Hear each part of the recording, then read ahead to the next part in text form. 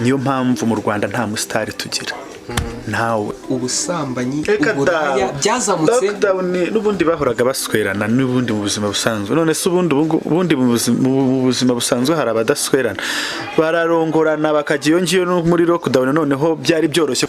Urumva umwotsi uzamutse uvuye ku mbabura. Ubwo rero nyine biterwa na nyiri imbabura. Ahubwo nimba ntawarongoye umwana we cyangwa iki alihamdulillah ariko barasweranye muri ruraka. Ababitunga urutoki barashyanuka. Ntago nabura kuvuga gutya ibyo udashoboye undi arabishoboye barashyanuka. Rero ukarazwa ishinga n'icyo kintu cyo kuvuga ngo jihad gutya na gutya. Shut up mba ndigege nyine wowe ujya kubivuga tuba turi kumva wamfatiye ukuguru bawane.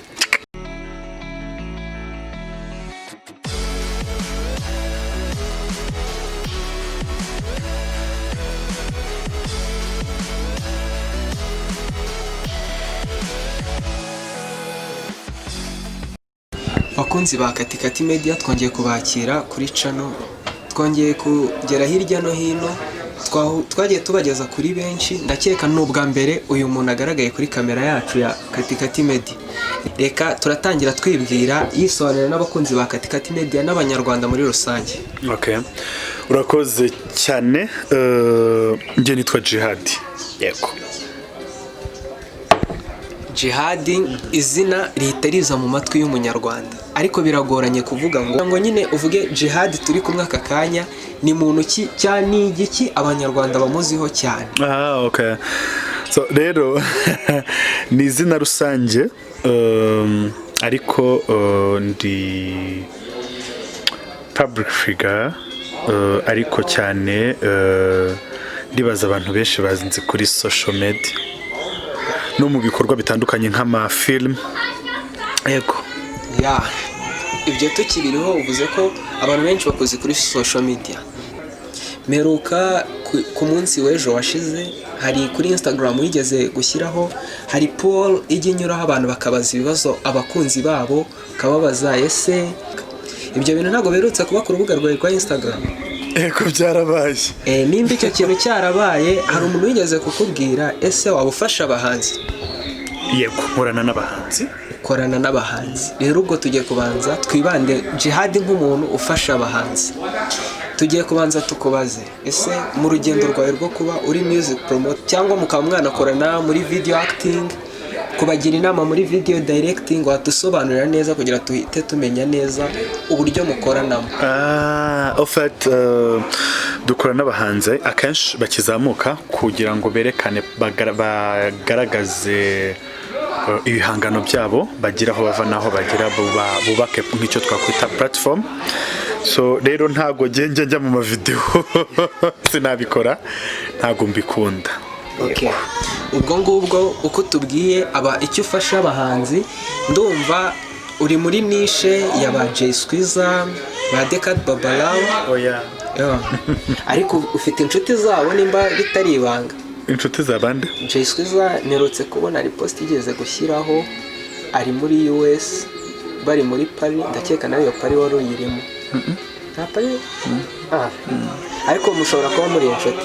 Ntabwo turi inshuti. Okay, tugakomeza. Yego. Ubwo ngubwo icyo gikomojeho kuvuga hari inkuru zijya zicicikana ku mbuga nkoranyambaga zivuga ngo Jihad n'umuntu witwa John Lee. Umuntu muvugaho iki? Ndibaza sinzi kuko ntago tuziranye cyane, ariko ndamuzi. Nta kintu rero nshobora agiye kumuvugaho.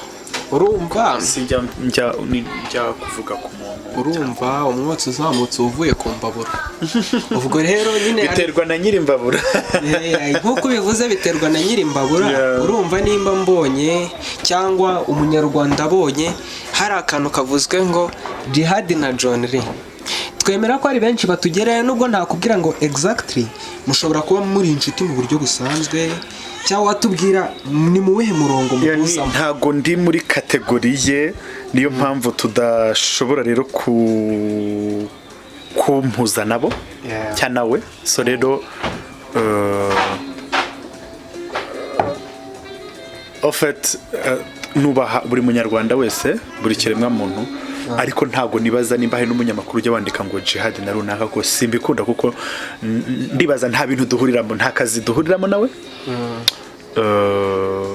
Ndibaza nta henshi mwahuriye. Yego. Okay, tugaruke muri niche y'umuziki. Watubwiye ko ujya ukorana n'abahanzi mu kubazamura. Urumva iyo ngiyo ni haba hari start point wahereyeho, na n'ubu ngubu ukavuga ngo namaze kwa achieving ibi, na n'ubu ndi kureba muzika nyarwanda nkareba mibi. Ubu ngubu tugiye kukubaza mu mwaka wa 2020 umuziki nyarwanda wawubonye ute? warubishye twaravunitse cyane. Abahanzi bamwe barabizi dukorana, ariko uko biri baragerageje. Turebye no muri rusange muri muzika baragerageje, ariko umwaka wa 2020 kabisa ku bahanzi ntiwagenze neza kuko wari murabizi twagize igihe tujya muri lockdown, nta kwideplasa, nta bitaramo, nta studio. Icyo gihe byari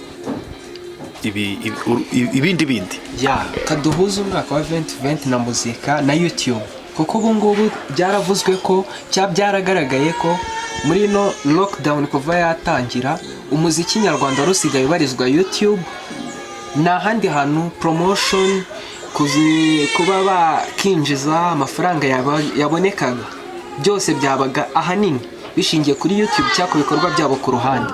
Ubwo rero duhita dushingira tukakubaza se, urebeye kuri YouTube wabonye progress yabayeho ku muziki nyarwanda, nuko abanyarwanda babashije kujya muri technology bakava muri ya analogue yari irimo yo kuvuga ngo turajya turebera umuziki kuri RTV no dutegereje indirimbo nshya?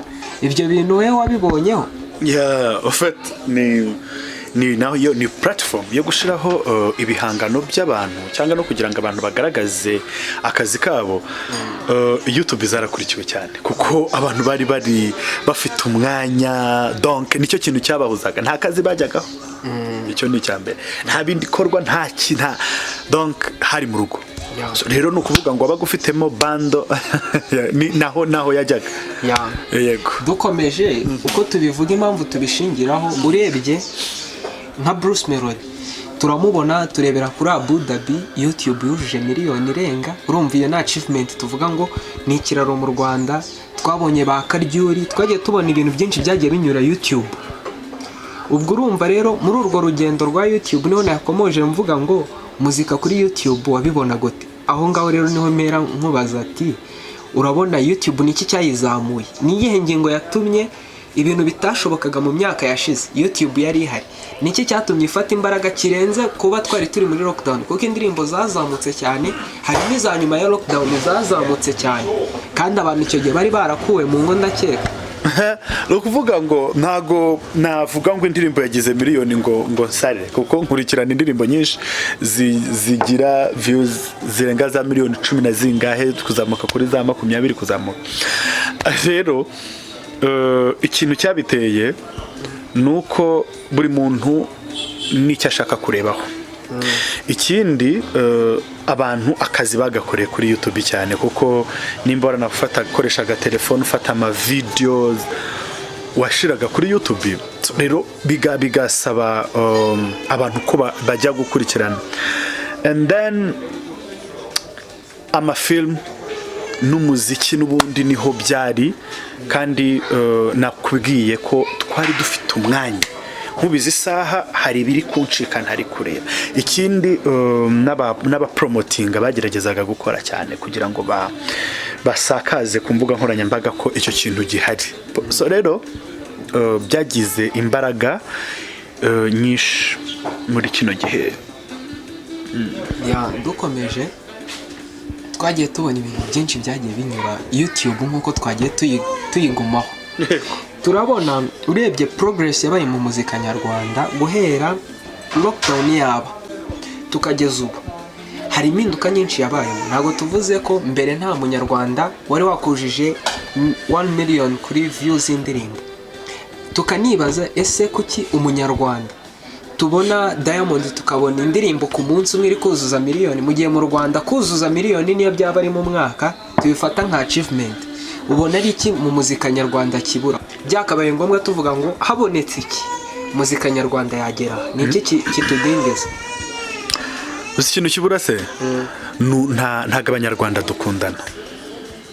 sibyo tuba tumeze nk'abantu bahanganye ntabwo dushigikirana ntabwo kuko abandi mu bindi bihugu barashyigikirana umuntu akaba interested yo kureba ikintu kumva ikintu gukurikirana ndetse n'abandi n'abahanzi bo mu Rwanda ntibafashanya ntabwo bashyigikirana icyo ni ikintu tubona kizwi cyatubayeho akarande ntabwo rero dukunda ibyacu ntabwo dushyigikirana rwose icyo nicyo niyo mpamvu ariho tuzahera niyo mpamvu igihe cyose nzajya mpora imbere ya kamera kenshi abantu bakambaza niyo mpamvu mu Rwanda nta musitari tugira ntawe kuko iyo turebye mu bindi bihugu turabibona bikanagaragara sibyo haba kuri views haba n'ibitaramo cyangwa se n'utundi dukorwa abahanzi bagize ukabona biritabiriwe cyane na public y'abantu benshi mu Rwanda rero ntabihari ikiri ibyo rero kibiri inyuma ntabwo dukundana igihe cyose mbivuga bakavuga bati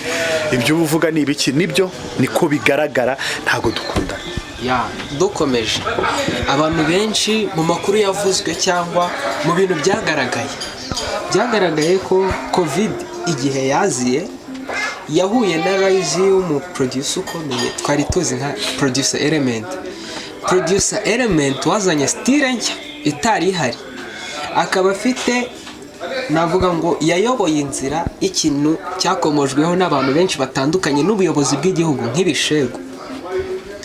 ibishegu kugeza ubu ngubu bikaba ari byo abahanzi benshi bari gukomozaho mu biganiro bavuga ngo ibishegu biratugaburiye mureke kudukora ku mugongo mureke kudukora mu nkokora ni gute muri kutwaka umugati tukibaza ibishegu bije ubu cyangwa byahozeho ni ukuvuga ngo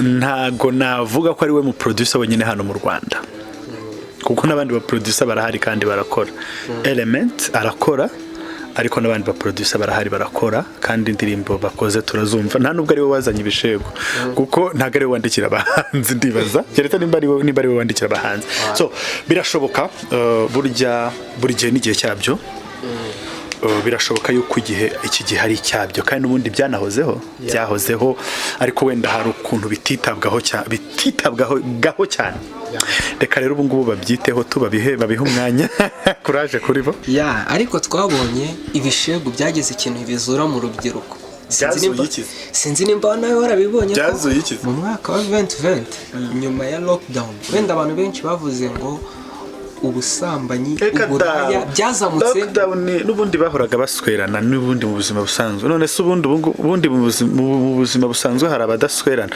bararongorana bakagiye ngiyo muri lockdown noneho byari byoroshye kuko bari bafite umwanya wo gukoresha igitsina cyane so rero ntabwo byo nabirenganya nta nubwo nabigarukaho ariko ni ukuvuga ngo niba abantu bari baturanye bakabyuka bagenda bararebana noneho sibyo abantu nimba birirwa mu rugo ahubwo nimba ntawarongoye umwana we cyangwa iki alhamdulillah ariko barasweranye muri rurakaze byari bikaze cyabaye igihe kirekire tukongera tukibaza ese producer Element abantu benshi bamutonze intoki aravuga ngo Element ashobora kuba yaraciye umurongo w'ibishego ariko bikagaragara ko icyo gishego cyagaburiye abahanzi benshi tubona mu Rwanda ubu ngubu bari kuvuga ngo mutubabarire 2020 nubwo tutakoze ibitaramo nubwo tutakoze ibiki YouTube yagerageje kudufasha ahabuze umuceri warabonetse ahabuze ibirayi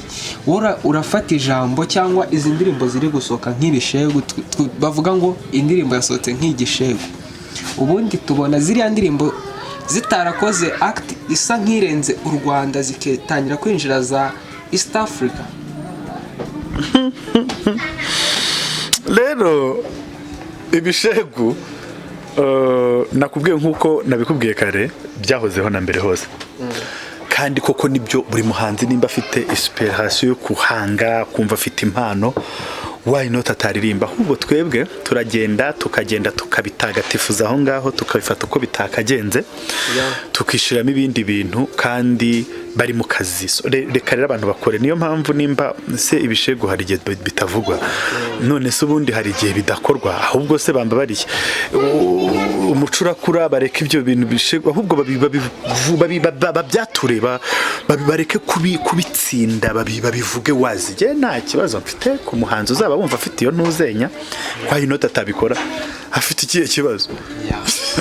Ariko nubwo turenganya abanyarwanda turebeye ku muziki uhari cyangwa igihe turimo, dusanga niyo njyana iri gukinwa ifite hit, kuko urebye nimba ukurikirana aba active hanze nka Cardi B, indirimbo ze akenshi za WAP n'izindi ziri gusohoka, ba Chris Brown n'abandi, tubona zikungahaye n'ibishego.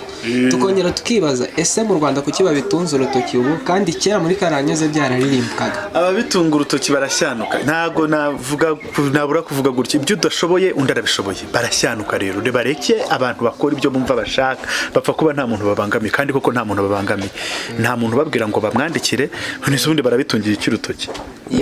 Duherutse kubona indirimbo y'umuntu witwa Niyo Bosco ufite ubumuga bwo kutabona, uherutse gukora indirimbo yitwa Seka. Iyo ndirimbo abantu benshi twari tumumenyere mu njyana ituje, ariko iyo ndirimbo mu nkuru ihari nuko ashobora kuba yarafashijwe n'uwo mu producer. Ubwo tukaba twibaza, ese nkamwe nk'abapromota nta jisho mwaba mutera muvuga ngo uriya muntu ashobora kuba areba impano ku muntu, cyangwa akaba yadufasha kureba umuntu icyo ashoboye tukaba twakizamukiraho? Mwumvise umuntu warangije iriya ndirimbo? Mwumvise umuntu wakoze iriya ndirimbo? Ninde nande wakoze iriya ndirimbo ya Niyo Bosco? Element na Bobo Pro. Sasa kutambwiye abo bombi babiri, kazi kakozweho abantu babiri. Ikindi iriya ndirimbo narayumvise, abantu sinzi niba barayumvise, iri kopi niyitwa Reka Ngukunde ya Aime Bluestone. Uzayitega amatwi uzumve, hari n'indi ntashaka kuvugaho. Rero njyewe kubera ibintu iyo bigenda kimwe ntago mbyumva, ntago njya mbyumva. So rero niyo mpamvu nyine muzahora mu njyana imwe mpaka mupfuye. Kandi ndibaza neza yuko abanyarwanda, buri muhanzi afite uburenganzira bwo kujya gukora muri studio ashaka. Nagize isaha mbyutse nkumva ko ndi umuhanzi, nshobora kujyayo nkishura, cyangwa nkajya no kwa Bobo Pro nkishura, nkajya ku bandi ba producer ba Nox n'abandi. So buri muhanzi aba afite umuproducer ugomba kumukorera igihangano cye, ndabihamye, ndabyemera cyane. Rero njye sinibaza ukuntu hari umbwiye indirimbo 20 kuva umuziki watangira, se nta zindi ndirimbo twakunze zasohotse, cyangwa turaharara gusa tout simplement nyine. Ariko burya haravuga ngo umuntu aharara akaryoshye, ntago wahekenya inyama gatatu mu kanwa ibeshye mwitama. Thank you. Ariko nkuko twabibonye tubaye tuvuga ngo akaryoshye nigahora mwitama, twakongera tugasubiza amaso inyuma tukareba ese agomba akubita umunyarwanda yanjyana ihoraho ye tuzi, kuko icyo ni ikintu cyavuzwe. Baravuga ngo Element injyana yawe karimwe, tukibaza nimba injyana y'uno mu producer ari imwe, umunyarwanda akaba akiyumva. Ariko je ko atari gikorayo uriya mugabo ko wamufatiweho byagenze. Impamvu twaganiriye nkoze nk'umuntu, rero nayo njyewe ntabwo ndi umuhanzi, promotinga buri umuhanzi unzaniye ibintu ndabipromotinga, kandi njyewe numva indirimbo nyinshi ku buryo ushobora kuzana indirimbo nyinshi, kuko nicyo kintu nyine indirimbo yose isohotse mba nyizi, niyo yaba yasohotse ryari, nicyo kintu urumva nk'umuntu nkawe nk'umupromota, sibyo? Impamvu twaganiriye ku bahanzi tukanaganira ku muntu muri iki gihe wabafashije, ntabwo ari ibintu birenze cyane. Oya, nta bihenze, nta birenze rwose cyane pe. Ariko burya buri muntu avuga ibimureba. Nk'ubu sinavuga ngo indirimbo zabaye hiti atari igihe wayikoze, sibyo? Kuko buri muntu aba afite hiti ye, gutegereza igihe cyawe. None tukongera tukavuga uti ndumva twatinze mu gihe cya muzika cyane, reka tugaruke kuri Jihad. Urabyiteguye? Rero hari inkuru zigeze zicicikana ku mbuga bavuga ngo ese Jihad nawe yaba ari mu gatsinda k'abatinganyi. Itsinda sorry mutwihangane. Abanyarwanda bavuga ibyo bashaka, n'izi saha nibyo nkihura nabyo, nibyo tugihangana nabyo, kandi umuntu azahura nabyo mpaka. Kuba nemera ko umuntu agira uko avuka, akagira n'amahitamo ye y'uko agomba kubaho, akagira na sex orientation yiwe, sibyo? Ntago jyewe Jihad ndajya kumugaragaro ngo mvuge sex orientation yanjye. Abantu rero bazavuga ibyo bashaka, umuntu akureba hari akagusomamo ikintu, nicyo kintu gitunze abanyarwanda, nicyo kintu wagira ngo niyo kire. Sinzi nimba ibitaro bisigaye byandika icyo kintu, sinibaza ikintu bibungura bishobora kubungura, kubagabanyiriza ku buzima bwabo, kuri konti zabo, ukarazwa ishinga n'icyo kintu cyo kuvuga ngo Jihad gutya na gutya. Shut up kuri Jihad, ibyo muvugaho, je Jihad ndi umunyarwanda. Okay, ubwo ngubwo umunyarwandakazi washoboraga kuba classifiya Jihad, mube muretse buri wese n'amahitamo ye. Nibitonde bazabibona, nzababwira kuko bizatangazwa noneho tubyemere gutyo, naho kwirirwa bavuga bajye bemera ikivuye mu kanwa kanjye. Ariko nemera yuko umuntu agomba kubaho mu buzima ashaka cyangwa se akunze, kuko sinibaza ko iyo ngiye gukora imibonano mpuzabitsina ndi mu cyumba hari umuntu mpamagara ngo uvayo, mba ndigege nyine. Wowe ujya kubivuga tuba turi kumva wamfatiye ukuguru wane ibintu nk'ibyo. So rero ukibazaho icyo baba bashaka kungukamo, bunguka iki, konte ziruzura. Tugaheraho duhita ubwo dusubiza abantu bakunze kwitwa abapromota bagasebya abandi, akitwa ko apromoting ariko ugasanga yinjira mu buzima bw'abantu. Uwo nguwo ni umusazi, si umupromota, arashyanuka ahubwo ntacyo. Ubwo ngubwo abantu mwavugaga Jihad nabi, ndakeka ababwiye ukuri. Mutegereze, bategereze. I'm public figure, ntago nanga umuntu uvuga nabi, ndabakunda, ni nabo nkunda cyane kuko ndabareba. Ukunenga bakugira inama y'uburyo wakitwara, nta nama ajya yigira iki, ahubwo ajya avuga ibyo ashaka. We ajya umva, nukuri ikintu kikuri muzajya ukivuga, ariko ureke kuvuga ukurikije uko waramutse, uko wiriwe, donc ushyire mu nyurabwenge. Umuntu nazajya ashyira mu nyurabwenge, bizajya bimufasha, binadufashe, ni nacyo kizaca ishyari dufite mu banyarwanda n'amatiku na ubwo ngubwo tugakomeza twivugira tubabwira ati munyarwanda munyarwandakazi, menya ibikureba, bamenye ibyabo, namenye ibye, ubuzima bw'umuntu bumurekere, ubwo yakweretse ubuvugeho, ubwo wamweretse ubuvugeho, cyangwa se ubwumva ubutega amatwi wimenyera ibyawe. ubwo ngubwo urumva umuntu ushaka ko twakongera kuganira kuri Jihad by'umwihariko ku ngingo twahushije cyangwa ishobora kuba itasubijwe bikunyuze, babaze nzajya mbisubiza, nsigaye nsubiza na YouTube, ndagenda nkabandikira nanjye nkabasubiza, kuko nsigaye ngira umwanya bajye bambarizayo mbasubiza. Comment urumva kiri bukurikirwe yawe, ugakanda subscribe kugira ngo ubutani twongera guhura nawe tukagira ikiganiro, uzaba uri hafi wumve noneho amakuru hazaba ageze. Kuko ndakeka ni umuntu uhora ku mbuga, ni umuntu ufite inkuru nyinshi, niko kazi reka. Kandi n'indi nkuru mutamenye, ni umuntu ugira urwenya, mwabibonye ibyagiye binyuramo, ni umuntu usetsa cyane. Ubwo urumva rero ubutaha tuzongera twicare tuganire, tujye no muri field zitandukanye, twibaze ese ubuhinzi buragenda. Ntuzabimbaze kuko sijya mpinga, twabijyamo. Ubwo ngubwo tugomeza tuvuga ngo buri muntu ukurikiye Katikati Media, ndakeka iki kiganiro nimba cyakunyuze ukora ibyo bintu, tugahita tugaruka tuvuga ngo Jihad hari amakuru yigeze avugwa, hari umumama ukorera kuri YouTube witwa Shangazi, uramuzi? Yego. Ndabizi ntago waba utamuzi, ukunda gukurikirana cyane hafi. Hari amakuru yigeze atangazwa bucece, ubwo bucece tuba tuvuze ni kumwe nyine biba biri kuvugwa nk'ibihuha, bavuga ngo ese Shangazi ko yigeze guhuza abantu bigeze bitwa nk'abatinganyi cyangwa bitwa abatinganyi, akabahuriza hamwe, akaba abakoresha avuga ngo ndaba mbahaye cyangwa ngiye kubaremera gutya, namwe mundemere gutya, muranyamamariza namwe mube muri aha ngaha, ndabahereza iki nanjye mu miki. Ibyo bintu byigeze bibaho kuri njyewe? Hari amakuru yabyo wabuze? Narabibonye rwose, ariko iriya narabibonye habayeho nk'ikintu nakwita discrimination ku bantu bamwe na bamwe, kuko hari abantu bagiye bibasira nkanjye bashizemo n'abandi. So nkabona nanone harimo gutanga akato. Nimba umuntu bakubwiye ngo umuntu umeze gutya uzamwamagane, urumva ko yari ari gutanga ikintu cyitwa akato.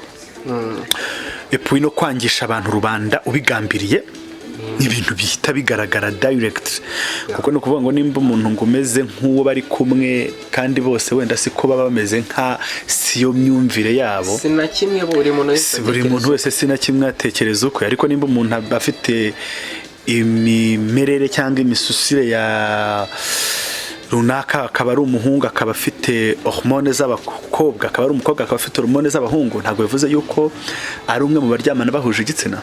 Ko harimo n'abahari bameze gutyo kandi bubatse ingo. So rero ngaho yari ari gusenya ingo z'abantu. So rero ngemba mbona ari nk'umusazi kuko sinibaza nimba ari umupasiteri uri mu gihugu cyangwa ku isi yose ushobora gushyanuka kuriya. So n'ugushyanuka. So rero nakomeza akazi ke, ariko n'abantu be ni byiza gukizwa, ni byiza, turabyemera, natwe turakijijwe, n'abandi bose barakijijwe, wose nukijijwe.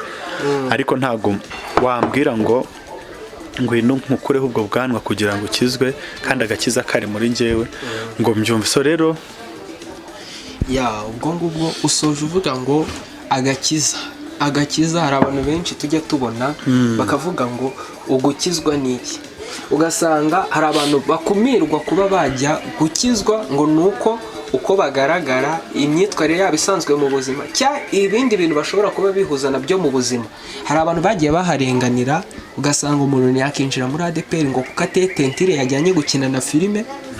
Ugasanga hari abantu bagiye bacika insengero bacuranga, akajya ku kintu cyo kuvuga ngo kujya gusenga. Umuntu afite uburenganzira bwo gusenga. Ubwo tugahita dukomoza ku bahungu bigeze bakora indirimbo tujye gusenga. Ubwo ni ukuvuga ngo igihe cyose wiyumvishemo umwe kuvuga gukizwa, ndakeka turi kugana ku musozo w'ikiganiro. Ndumva wagira icyo ubwira abakunzi, abakwanga, abagushyigikiye byose nyine, ukagira message watambutsa ya nyuma mu gihe turi kugana ku musozo. Abanyarwanda muri rusange bagira umwaka mushya. Ikindi birinde covid, ikindi bagira ubumwe, urukundo n'ubumuntu. Nicyo dukeneye mu banyarwanda. Ubwo ngubwo message itambutse ni ukugira ubumwe, ubumuntu, urukundo, twese kugira ngo tubashe kubana mu Rwanda neza, tubashe gutera imbere. Ndakeka uyu wari umusozo w'ikiganiro twagiranye n'umuntu Jihad wagiye unyura kuri social media cyane. Ubwo ngubwo abagukunze, abakwanze bose n'abanyarwanda muri rusange bose tubasezere tubabwira ngo Jihad ni umuntu ubu ngubu utaratangaza relationship status ye ku buryo judging mwe muyiretse, ahubwo mukurikirana ibikorwa ari gutegura byo gupromotinga n'akandi kazi akora kariko kose kazatangazwa mu minsi iri imbere. Kose mugashyigikire, ariko mwe kujya kwinjira mu buzima bw'umuntu mutazi. Niko bwanjye bwo busohokemo nk'uko ushobora gusohoka mu mubiri ukajya gupfa. Babusohokemo burundu, basohoke mu buzima bwa Jihad. Murakoze cyane bakunzi ba Katikati Media, nkuko twabibasezeranyije. Uku ni kumwe tujya tubagera hirya no hino, tukabashakira ibyamamare, tukaganira nabyo kugira ngo ese hanze y'ubuzima bwabo twakekaga hari iki. Ubwo ngubwo nimba wakunze iki kiganiro, kanda subscribe, like, comment, tugumye turyoherwe. Murakoze.